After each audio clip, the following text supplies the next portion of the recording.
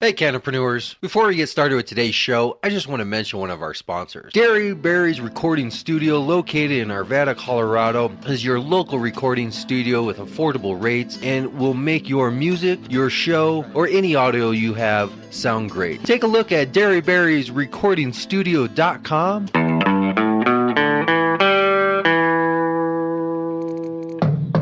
Open up, Colorado. It's 420. Time to grind and burn. This is not your son's stoner show.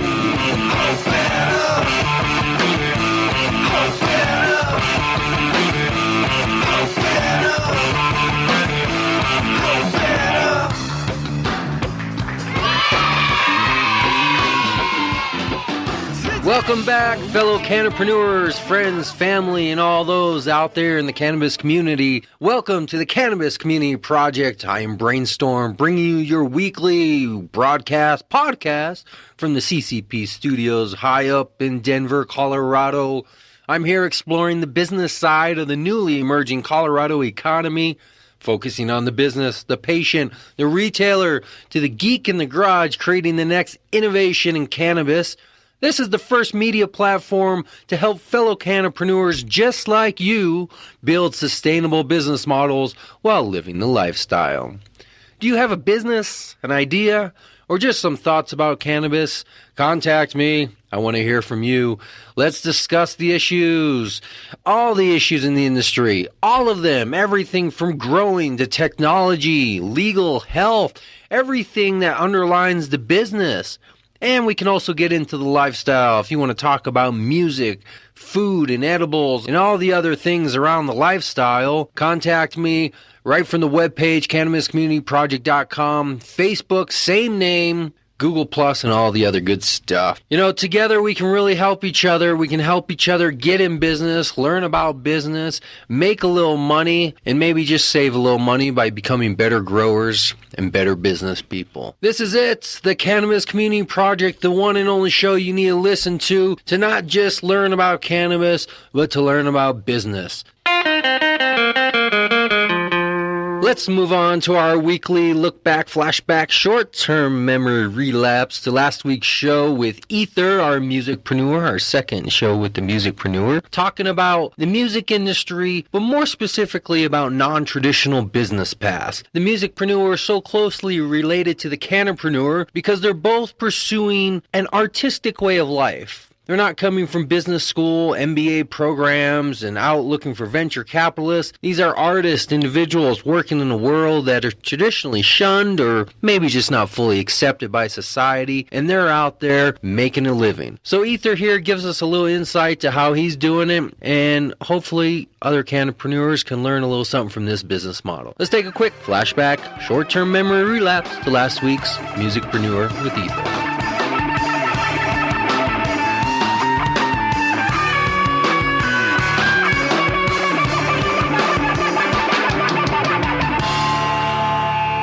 Yeah, at this point, it's just about making shows and more or less kind of talking about the same thing, talking about cannabis and all the lifestyle around it. Right.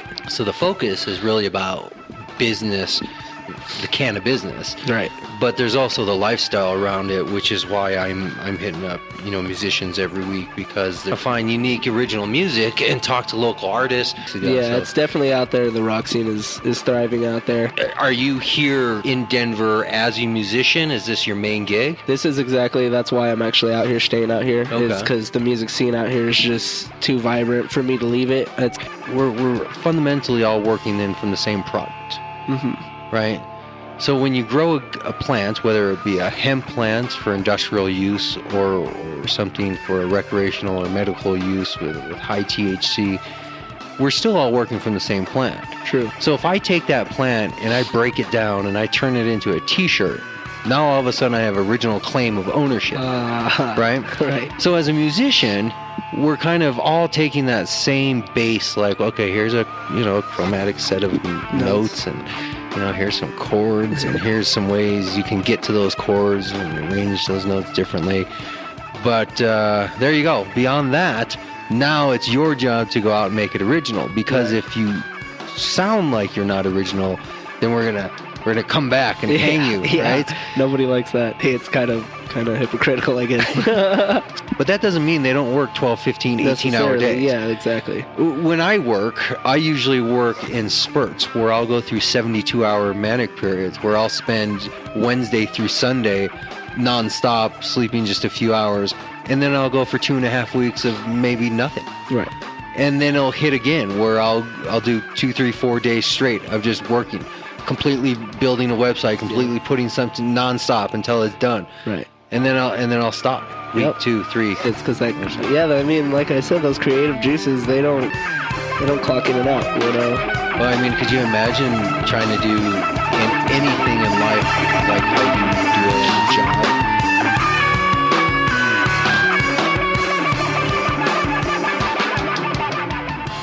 There you have it, the non-traditional business model provided by Ether, our musicpreneur. You know, if you have a business that maybe doesn't fit quite into the traditional realm, you're going to want to listen to these shows. Because whether we're talking to dispensaries, growers, glass blowers, or musicians, we're talking to people who are figuring out a way to survive in this world through non-traditional means. And that's what we're all about, and I hope you learned something about that from last week's interview. And let's move on now to Twin News. This week in news, all of our aggregated, consolidated social media news, everything relevant to the industry that we bring forward to you so you don't have to go out there and search through all the ridiculous articles and websites and social media posts and try to figure out what's what. We'll do it for you. We're not reporters. We're just really good at finding social media news. And that's what we're going to do here. Twin News, This Week in News. Good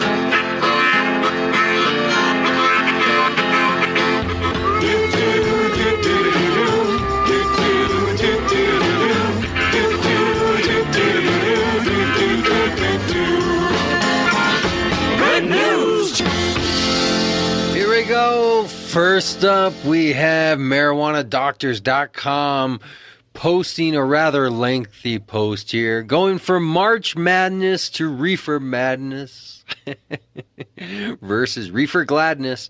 Recently, you may have heard about the alleged marijuana death in Colorado, which in reality was gravity that killed the student. However, the lamestream media are going to have a field day with this one. Today, however, we bring you a new section called Madness vs. Gladness. And what we will do is leave you with 2 stories about cannabis. The first story is about the kid in Colorado. The second story is about a middle-aged woman in California. Both of these stories involve cannabis edibles. We would like to know which story, in your opinion, has more validity. We need to be real when it comes to cannabis, and while the plant might not have many harmful side effects, it would be ignorant to say it's harmless. Nothing is without harm.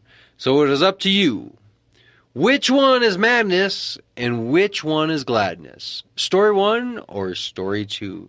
You can make your votes on marijuanadoctors.com on their Facebook page or assumably their websites. We will also post that one to our website because we kind of like that. Let's move on here. Coalition for Cannabis Policy Reform. Congratulations, Amy Povak, on the release of her new documentary.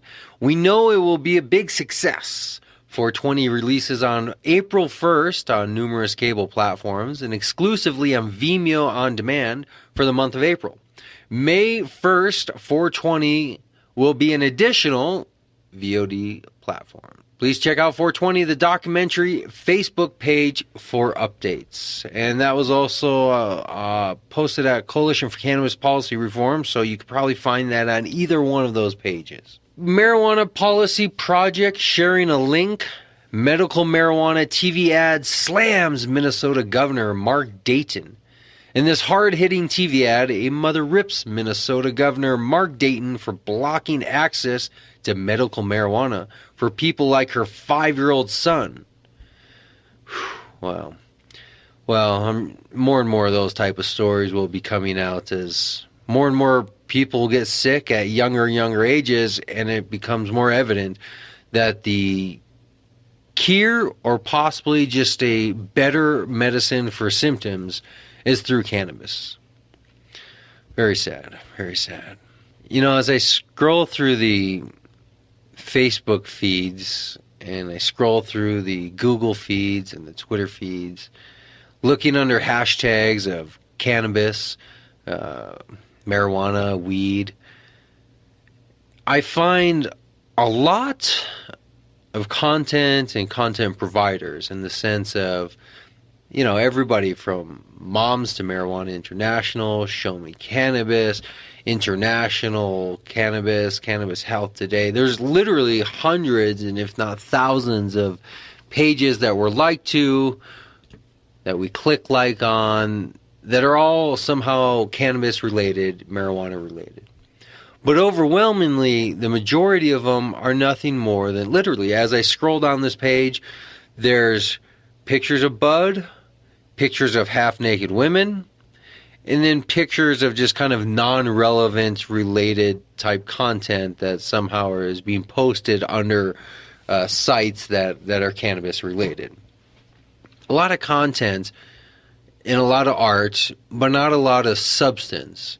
There's not a lot of real information or people out there who are starting Facebook pages, Google Plus pages, Twitter accounts, who are really looking at being service providers for the industry, who are looking at being professionals and engaging in professional interactions. A lot of it is very exclusive. It makes you feel like if you're not in that 18 to 24, all right, maybe 30 range, if you're not cool and hip, if you don't sag your pants and wear your hat and a flat brim brill or, you know, whatever your style is, that somehow you don't fit into the cannabis world because that's all we see. All we see is half-naked women and half-gangster-looking people sporting excessive blunts and bongs and other extremities in cannabis. Not that there's anything wrong with posting a good-looking nug and a well-crystallized bud, but the fact is, like any industry, there's a 360 involvement. There's service providers, there's professionals involved in all aspects, directly and indirectly.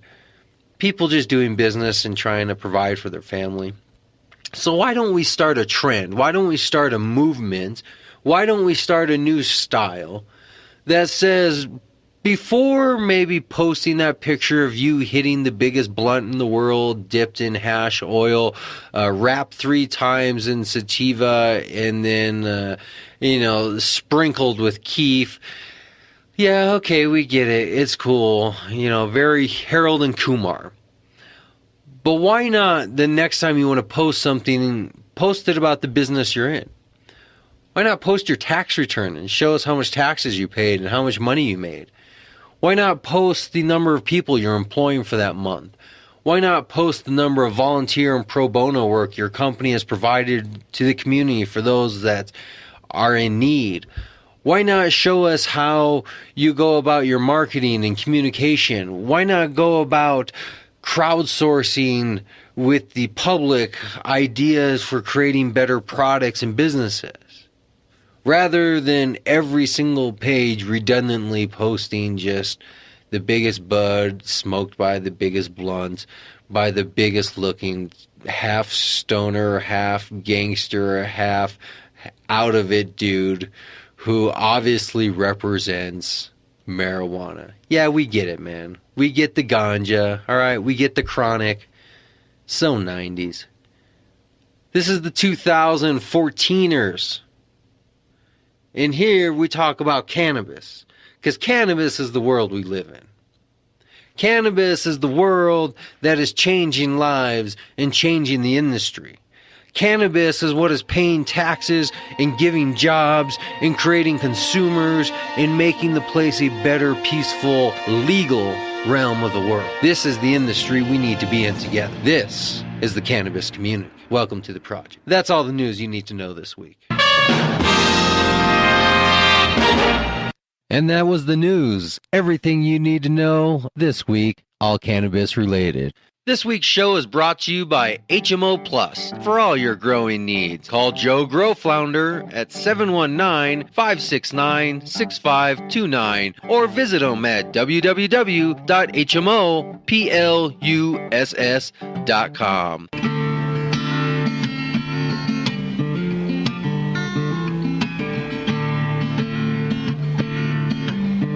Big hopes and high dreams,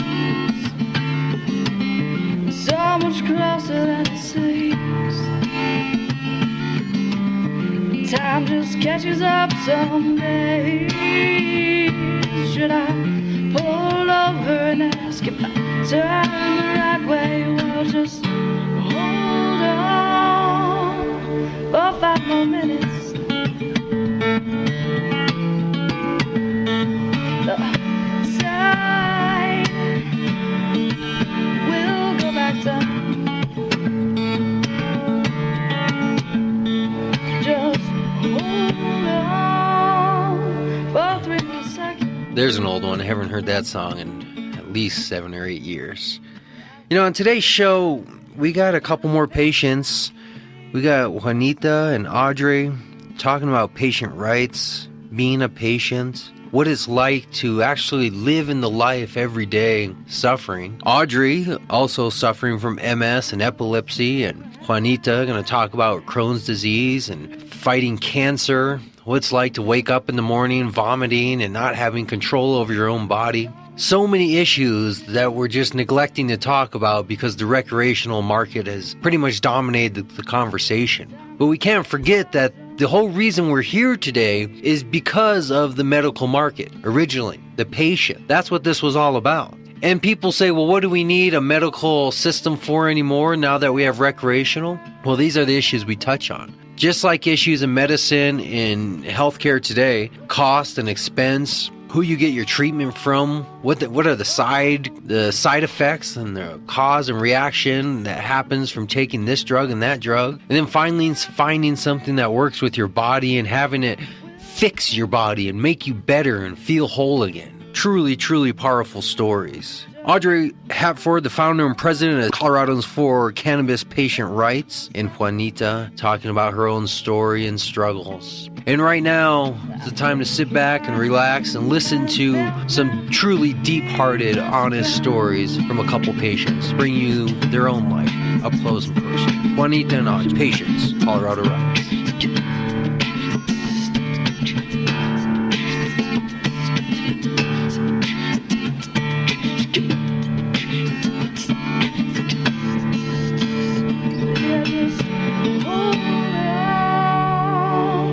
For 5 more minutes.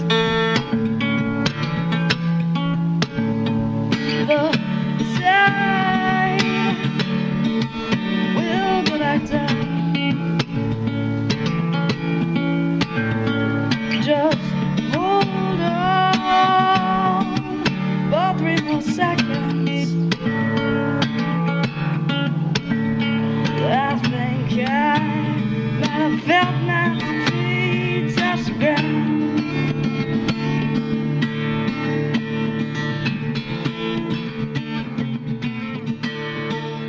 You guys are both patients, right? Yes. So why don't you introduce yourself? Who are you? Give us your name. And you don't have to give us your real name if you don't want to. Well, a lot of people know me as Juanita Lynn or Manners. I'm not afraid of my story, actually. I want to encourage others. I have such a support system, and I'm getting healthier every day. What is your story? You're a patient. You're a red card holder here in Colorado. I am a red card holder. About 8 years ago, I was diagnosed with Crohn's disease. I was withering away before that. I couldn't get above 100 pounds. Gradual food allergies.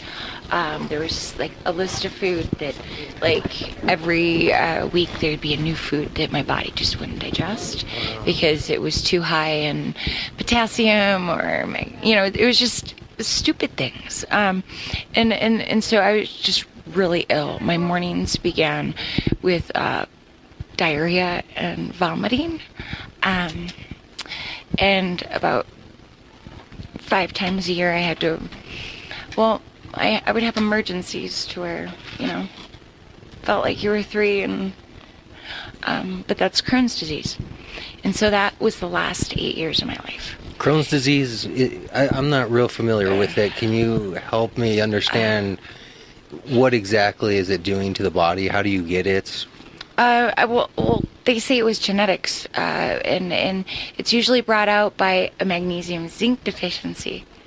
And I guess I just didn't have the healthiest diet. I'm a smoker.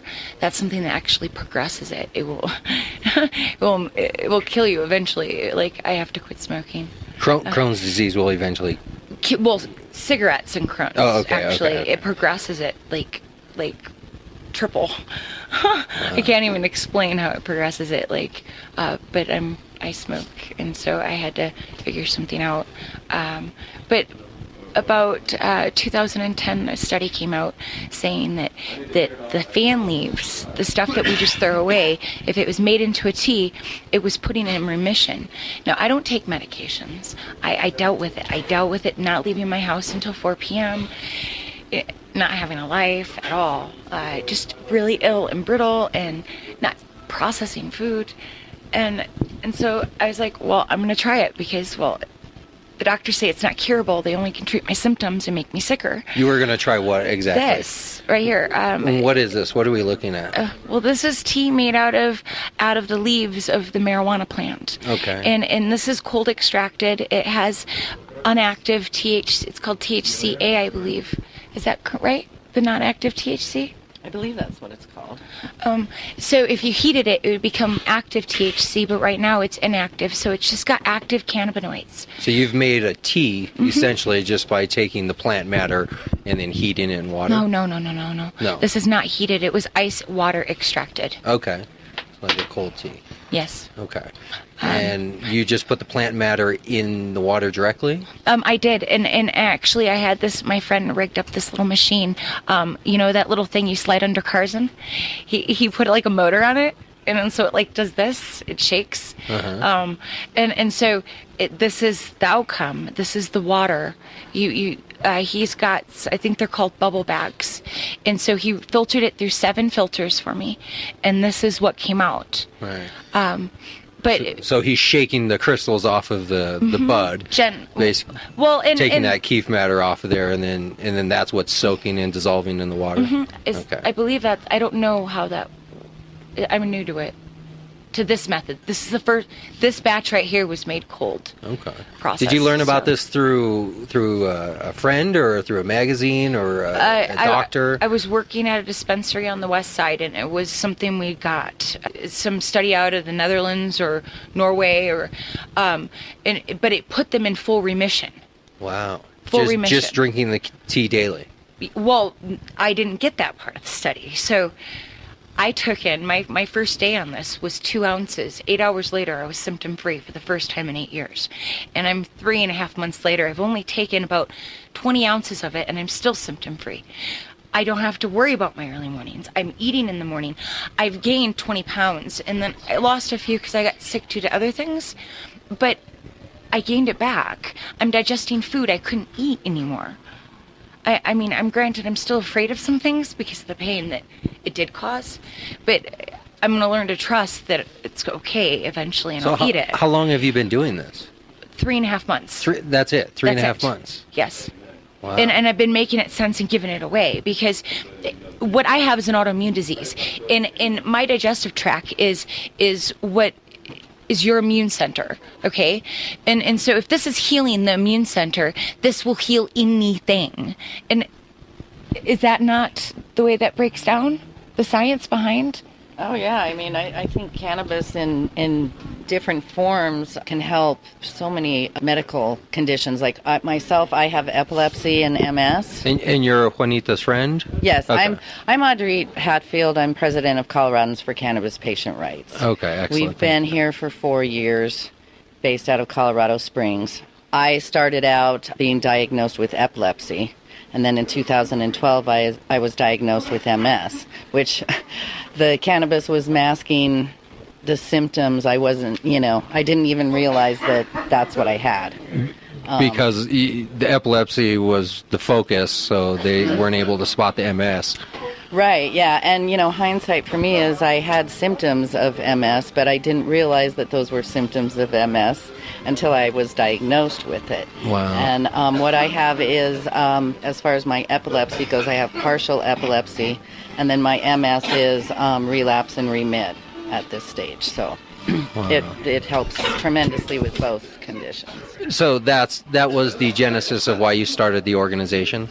Yes, because I wondered how patients that, are on low and fixed incomes could afford, the prices at that time.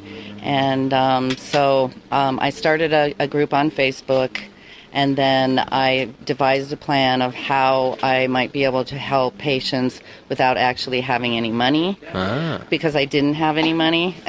That's interesting. So what I did was I went around and I spoke to several different dispensaries in town and asked them if they would be willing to drop the cost of the medication down below member pricing for the patients in our program. And so I had, I think at one time we've had 27. I think right now we have 24. Patients. Dispensaries that help. That are in this network. As far as patients go, it's got to be over 300. I mean, I've genuinely lost track. Now, how do you operate? What is the exact license you're operating under with that? Well, we're a pending 501c3. Okay. And everyone that works within our organization is all volunteers. No one gets a paycheck. When you registered with the state, did you declare yourself a marijuana business, or what? Well, we gave them our name, Coloradans for Cannabis Patient Rights, and we're still waiting for them to make a decision. And they haven't requested any additional licensing or anything else? No, we sent them. They wanted us to send them copies of every piece of material that we've had, like our cards and any interviews or whatnot. So we did that. And then the last correspondence we had from them, they sent us a paper that gave 3 requirements as to how they pick out, and that basically they'll get back to us when they make their decision. And Very good. Still waiting. So you're helping the extreme poor, or just the extreme in medical need patients? Well, it's a combination of both. Yeah. Those who are in extreme medical need and poor. Yes, because we have, as well as the dispensaries, we have doctors' offices that work with us, and they'll do a sliding scale for the patients in our program. And for instance, anytime a cancer patient comes along, we like to see that they get their recommendation for free. Right. And so we're allotted so many per month, free ones, and those are, first come, first serve. Once those are done for the month, that's it until the following month. Is it a significant price reduction? I think when I renewed this year, I only paid like $50 to the doctor, and then $15 to the state. Yes. The average is $25 of what the patients pay, and then again, the ones that are free, there's so many allotted for that. So. Right. And then I know if you qualify with the state, if you're on like Social Security, Medicaid, you can also get the tax exemption. Yeah, tax exempt. But you have to send in a tax return in order to which get requires you to be making enough money in the first place to file taxes. Yes. And then the tax return needs to be certified, which I believe the state does charge for a nominal fee. So you're essentially paying about what you would pay anyways. Yep. Just to renew across, just straight price across the board with the state. I don't know how that's benefiting anybody, but... when I first started the program, the average doctor recommendation was $120. And then it was $90 for the state. That was my first year, 2010, when I got my red card. It was a big deal, and there was only one doctor in the entire Four Corners area that did it, so it was a big deal. Now I swing through on an hour notice, and that's how I met you at the mobile doctors when I that's how I don't remember what they were called. I think that was MMA PA. Yeah, they did my first card so kindly. Vance here for Vera Bestra, actually, they did their magic. Todd and Kathy, yeah. Right. They blessed me with a doctor's visit, and unfortunately, I was denied due to some technicalities, but half of us were. And then they paid for me to go again. Advance here for Barbastera. But that's actually how I met her. And I'm very low income. I work for myself and, live in maid, and the other half of me just gives to others. And Right. so they've given to me. How do you support yourself? What is your... I own Morgan's Cleaning and More, which is everything from maid service to masonry. Okay. And at the moment, all I'm doing is I'm a live-in maid, which is more work trade than anything, but that's okay because I enjoy serving others. And I get room and board and hygiene, and my medicine's paid for, and my healing at the hot springs. He believes in holistic healing. I'm taken care of. Like, I probably come out about $1,300 a month in what I receive from my position I have. But then I also have clients on the side. Sweet Mary Kane, I clean her home occasionally, and she's a figure in the marijuana industry. She's just beautiful. But yeah, so I do that, and then I also have green massage, which is my heart. I do deep tissue, acupressure, and minor physical therapy, range of motion with people that cannot afford health care, because it's proven that human touch will allow your body to do its thing. And then I implicate marijuana therapy in it, because some of my patients are cancer patients, they're diabetics, they're Olympic trainees, they're 70-year-old jugglers, they're ballet dancers, they're actresses. I work with, and most of them don't pay me one penny, but I'm very grateful to see them every time they come.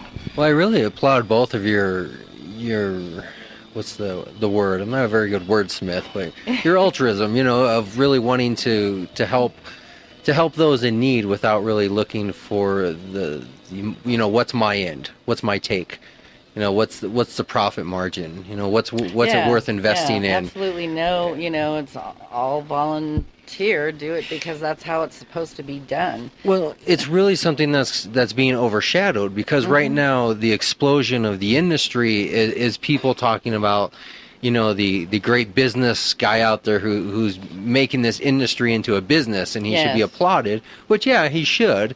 But I'm not a business, I'm a patient. Well, exactly, and that's what bottom line. This whole separation of recreational versus marijuana is causing a confusion to what exists out there. And there's a big, true medical. They've made it a business all the way around. There's nothing, us patients don't get anything for free. Nothing. Okay, I'm also a cancer patient, and I deal with nerve issues, and you know what? I'm not in a wheelchair anymore because of marijuana, and it's the only, when knowing I could do it. Yes. But for 4 months, the onset of my fibromyalgia, I was in the chair. I still deal with speech gaps, but I should be able to have a caregiver be able to give me my meds. Yes. Without him saying, I have to charge you. I'm so sorry. Let me tell you something. There are times that this is not an option, and then I have to take the stupid medicine that makes me can't talk. I can't talk. Yeah, it's, it first and foremost, it came about as a medicine. And, I have no issue with people using it on a recreational basis. I myself do. But I also use it as a medicine, and I would hate to see the medical aspect of it be destroyed out of ignorance because people just want to get high, Right. It's a better alternative to alcohol, that's for damn sure. Right. The focus on the People don't recreational understand is diminishing the actual use. No, they're attacking our caregivers. Well, yes, and they're it's all coming back on patients, which I kind of had a feeling that was going to happen, and that's why I was against Amendment 64, just because there's a series of events that have been happening with this. We're all predicted. Many of us that really had our eyes open could see exactly what was going to happen. The state seems to think that, gee, we're going to let you get your carts for $15 now. Okay, like they're doing us a big favor, I kind of worry about the state, what their ulterior motives are for that. Right. I mean, if it's so nominal that it barely even covers the administration fee, why have it at all? And I think that's the route they could take. If the point is you need to register and pay a fee because the regulation costs money, and then you reduce the price to where it's almost non-existent, why have it at all? Right. Why not just say everybody has the rights of a caretaker in Colorado if they choose to enact those rights without registering or being part of a system? But I don't think that's the route they're planning on taking. I think the route they're planning on taking is, everyone wants to use it recreationally, and it kind of diminishes the medicinal value, and hey, now we can give everybody a DUI. And there wouldn't be any affirmative defense, I hope that that's not what happens, but... Black and white. It's in the system or it's out of the system. Right. Alcohol, it's in the system or it's out of the system.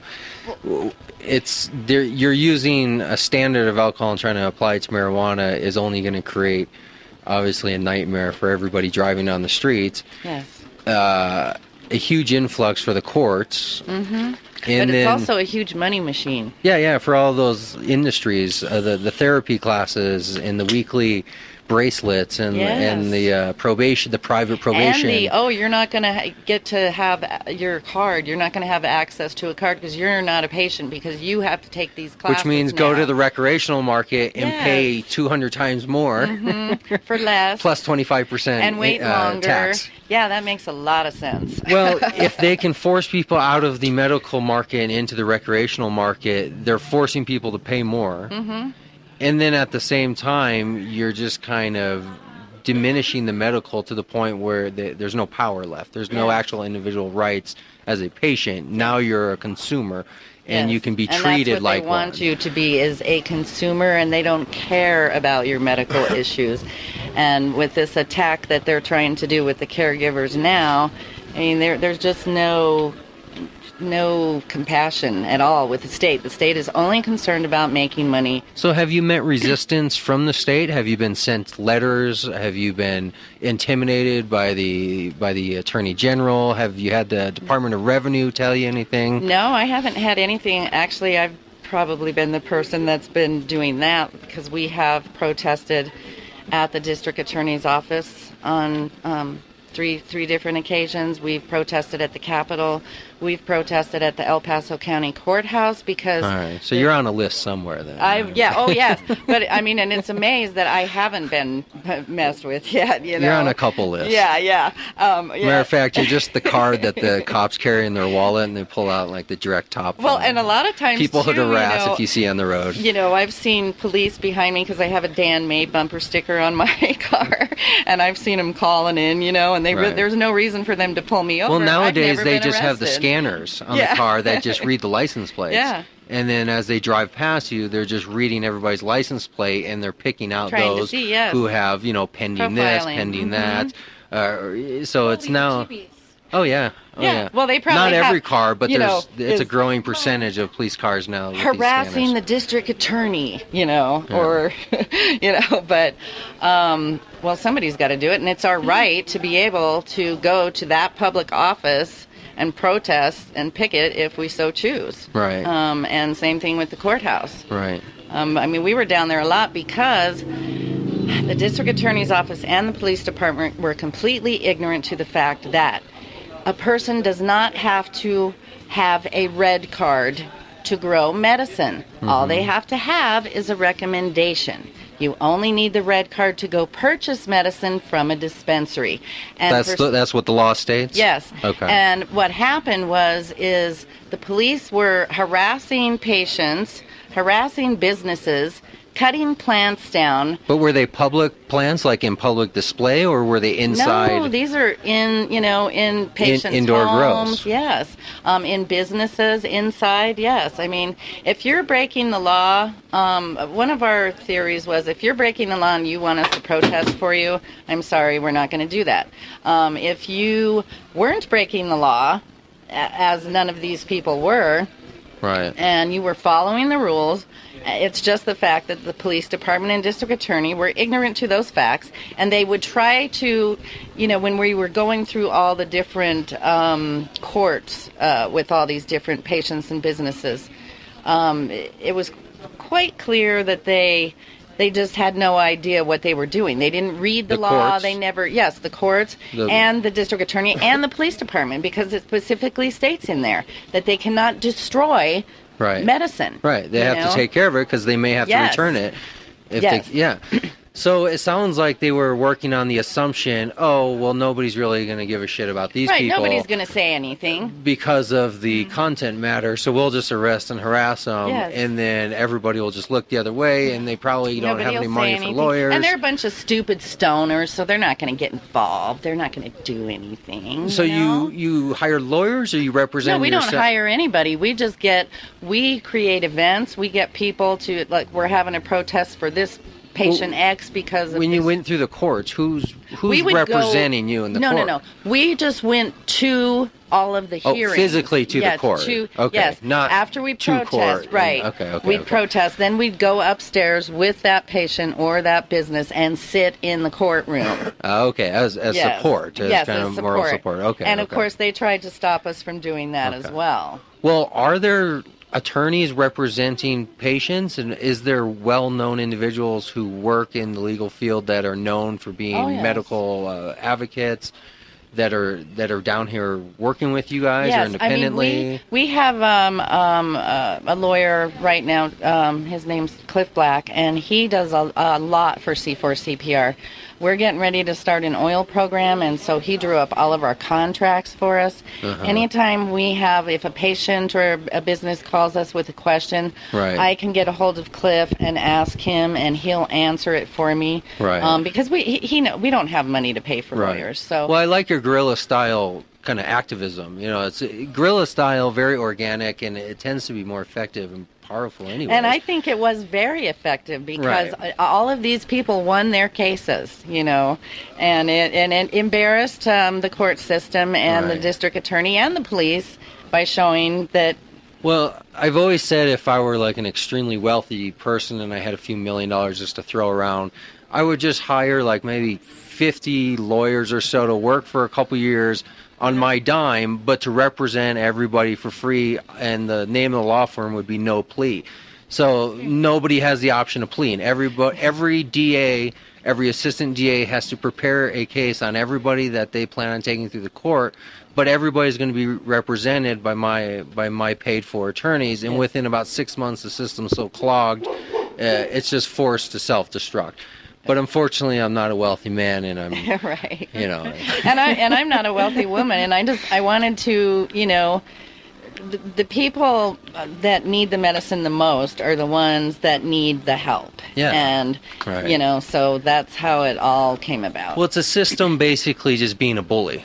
It's like when you pick on those who can't really defend themselves and who are weaker and who are kind of helpless, it just makes you a bully. That's all it is, and there's nothing more to it. So it's really the system just not having anything left because they've already lost, right? They've already lost, so now it's basically just the loser just picking on people and being a bully. Yes. So I applaud you guys, and I really, people need to talk to more patients because I think there's too many people kind of like, I guess like me in a way, who have red cards who kind of manipulate the system a little on how to get the red card, but everybody has some type of benefit for cannabis. My benefit isn't listed on the piece of paper that they provide me with.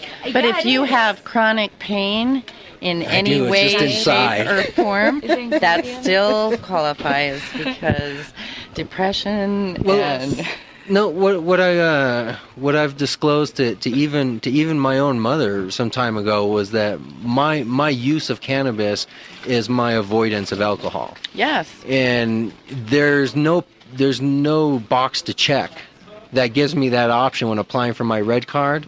So I go towards the pain Alcohol category. dependency. But when I smoke or when I have it around me, I have no desire to drink. When I don't have it around me, I drink and bad things happen.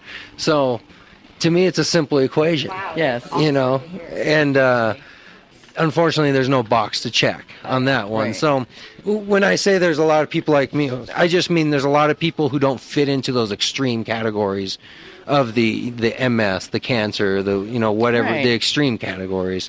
But why do we need extremism to Well, you're true. Yes. have some people just consume some cannabis? Why does it have Right. to be so extreme? Well, so complicated. Because I think the government realizes the benefits, or they wouldn't be telling us that we shouldn't have it. Right.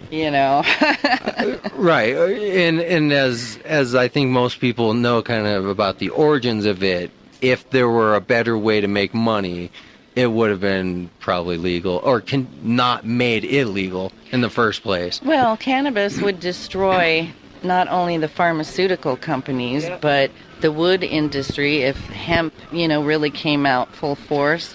The medical establishment, because people wouldn't have to go to the doctor as much, nor would they need to. I think it would actually make all those industries thrive. Because think about it, your doctor doesn't want to see you when you're on your deathbed. Your doctor wants to see you like a dentist. Come in every 6 months, Yes. pay me a few $100, let me tell you you're okay, and then get out of here. Yeah. So I think a doctor who had healthy patients would actually see their patients just as frequently, but there would be less extreme, less expensive, and more of a stable market of just a rotation of patients, and not here's a $50,000 case of somebody that has no insurance, but yet they're on their deathbed, and now I have to emergency room operate. That's an expensive system. But if you have healthy people, they're not going to not see doctors. They're just going to see them like oil changes versus, for oh shit, my maintenance. transmission just blew Checkup, out. yes. Now it's time to get a whole new car.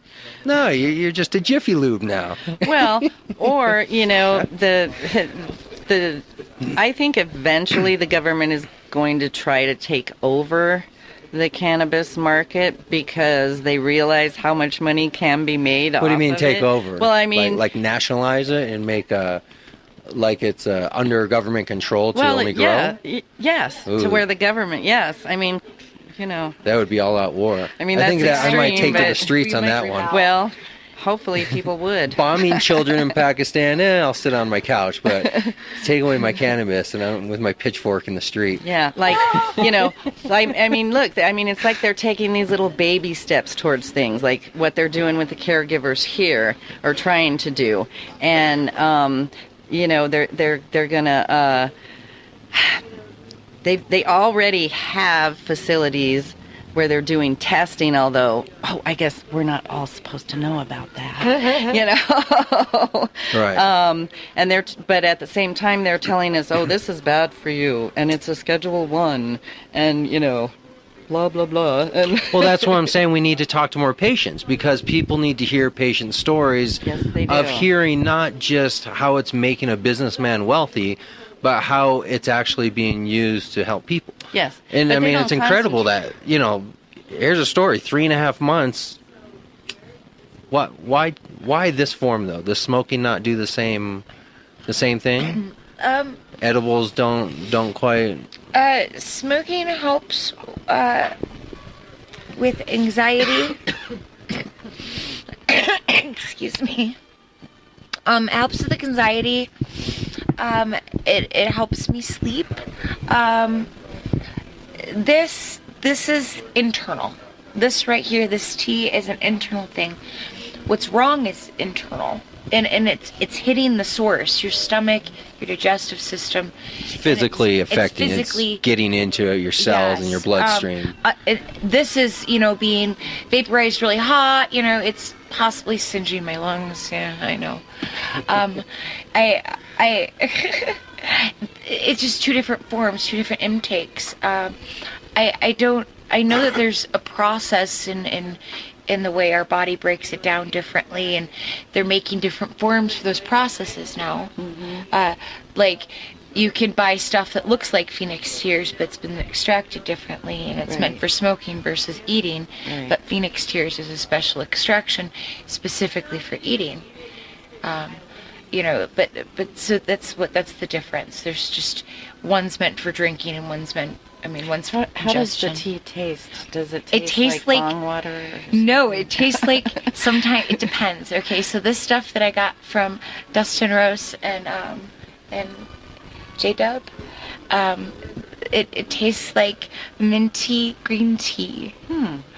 And it's got a little bit of resin or a little bit of hash maybe in it. And so it's delicious. I don't know. I want to drink it in quantities, but I know it's medicine. I know what 2 ounces did.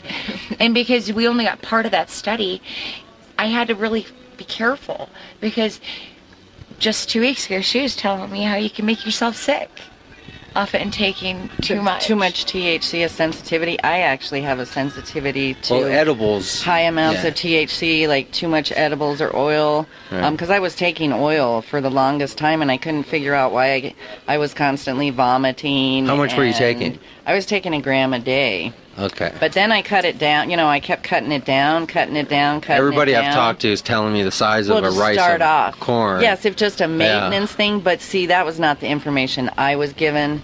And then I finally, after doing some research and speaking to some people, there's actually a name for it. It's called cannabidiol hypersensitive something. And so once I stopped taking the mass amounts of oil and just went back to taking 2 rice-sized lines a day. Maybe the oil also just wasn't that good. No, it was. I took several different types of. I even made my own, but it wasn't that, because no one else that was taking those same oils was getting sick. Well, everybody, just like alcohol or anything else you put in your body, everybody's going to have a slightly different chemistry. Yes. We're just basically bags of skin of chemistry, right? And chemicals floating around and swishing around. Yeah. When I take edibles, I just get really sleepy. And low amounts don't affect me at all. So it's almost to the point where I have to take it to the point where there's a small window of feeling something, and then it just knocks me out. So I just smoke, because taking edibles just doesn't, my body, I have a high tolerance, I guess, because it doesn't do anything. Well, that's one thing that I'll take those 500 brownies, the 500. That did for me, because I could take oil, eat edibles, smoke all day, and I'd just be walking around But you weren't eating. Yeah, but then I was getting sick, and so I was vomiting quite often and couldn't keep weight on. And then I kept going to the doctor, because I thought, it couldn't be the oil, You don't know. Well, anything through your digestive system, it could be. Smoking it, I think it would be almost impossible to how to overdo it. Smoking. But in edible form you could, because it's a physical, because it's more concentrated, just like the oil was more concentrated. It's a physical, like alcohol, you're physically putting it into your bloodstream. Well, and people that have like seizure disorders and whatnot, just shouldn't be consuming high amounts of THC. They should be sticking to other components instead. So it's just the people that have cancer.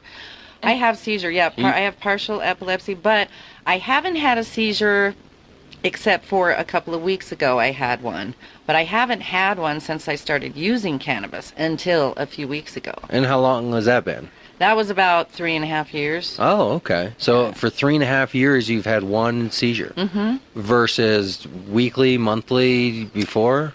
It would depend. I could go a month or a couple times a week. It just depended on what was going on. Well, I've heard that a lot with seizures, especially. That's why all the kids are, the families are coming with their kids to Colorado, specifically because there's more and more news and information coming out about this. Well, and actually, all those aspects that are helping her and these children are found in hemp oil, which is legal in every state.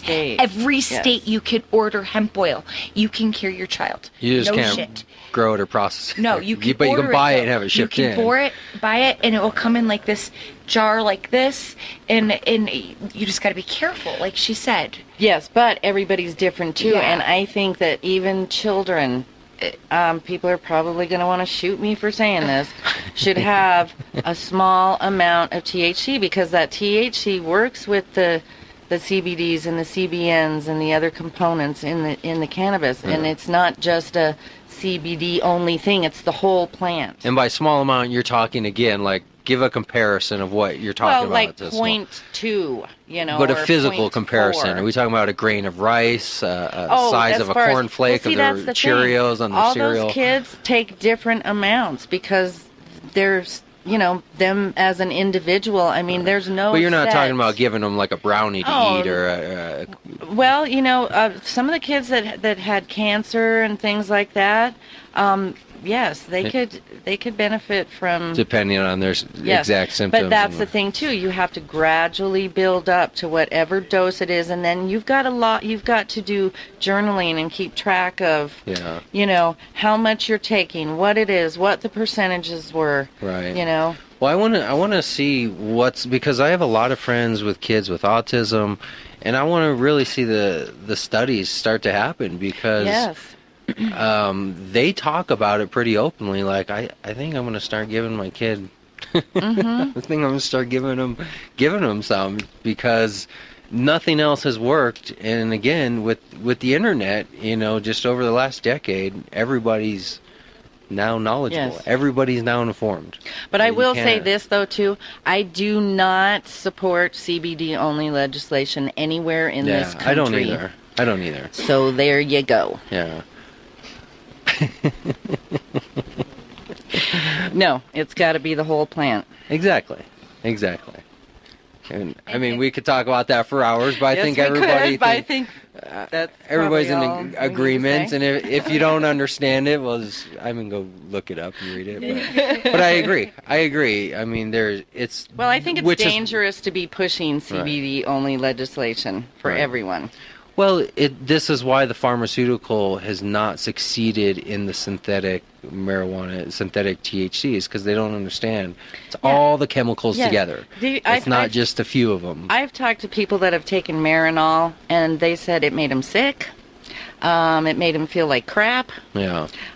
You can't make synthetic cannabis and cannabinoids and all those components. You can't do it. Even to that extent is why I don't like to vaporize a lot, because to a certain point I need to combustionally burn that plant and get all the chemicals, because if you're just like around 100 degrees vaporizing all the time and just getting that real THC content, it's all, after a while it affects me. I'll get that piercing headache kind of up here. Yeah, I think smoking in a variety of manners. Consumption of getting it in your body like anything else. Not just one method all the time, switch it up a little bit.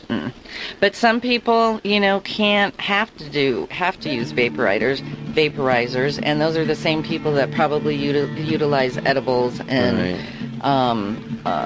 well, there's a real stigma with smoking with a lot of people. I talk to people all the time who could never imagine smoking, but they'll eat like cookies and brownies and stuff. Right, yeah. Their medicine helps them. But smoking is such a...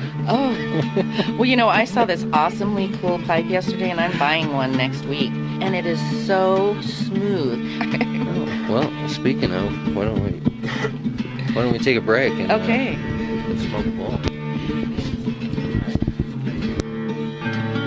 Just hold on for 3 seconds.